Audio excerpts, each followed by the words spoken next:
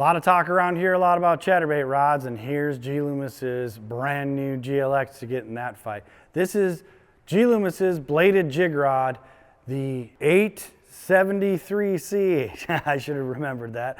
This is a 7'3", medium heavy, fast action bladed jig rod. That's right, you heard me, I'll say it again. 7'3", medium heavy, fast action.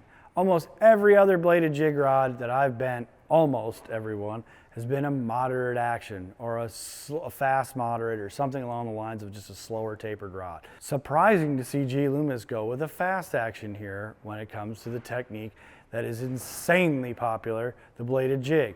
I'm excited to go bend this one. If you're new to checking out this G. Loomis GLX revamped models for 2024, these rods feature premium high-end cork, and that needs to be pointed out. It's definitely nicer cork than on a lot of rods out there today. CI4 reel seats, really nice foregrips. So the locking nut up front, the locking chuck is really nice and smooth up there. Throwback retro aesthetics to them. Fuji SIC guides, really high-end rods at a high-end price point. And let's go see what G. Loomis thinks a bladed jig rod should bend like. Losing my mind here with some of these names in the G. Loomis family. This is the 873C bladed jig rod. This one is a 7'3", so common length of the bladed jig rod, medium heavy, so common power with a bladed jig rod, but a fast action, very uncommon action for a bladed jig rod. What were they thinking? And yes, we do have fast action. And I mean it, it is fast. Might not look at it as I bend it up, but I'm gonna tell you right now, it's even fast into the backbone quite a bit, faster than some of their other rated rods that say they're fast. I really thought that even though they deemed it a fast action, it would have a much slower taper to it and kind of be, like a fast moderate, because of the fact that everybody on paper says that you want your bladed jig rod to load up really super slow. It's surprisingly softer than you think, even though the action looks extreme up at the tip, like it just takes a little bit of action to load the rod tip up.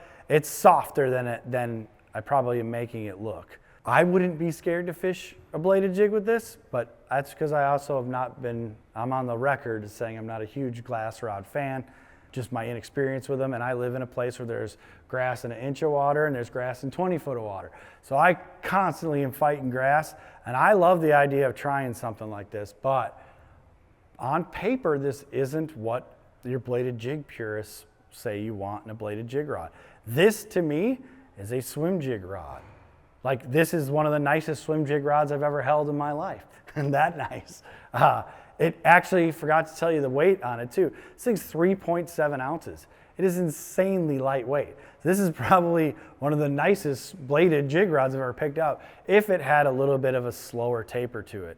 I do think the power's soft enough to make up for a little bit of that faster action in the rod, for at least the fish landing side of things. Clearing it out of grass, no question. If you live where I live in the North Country or anywhere, or if you live in Florida and you're fishing tons and tons of grass, give this thing a whirl.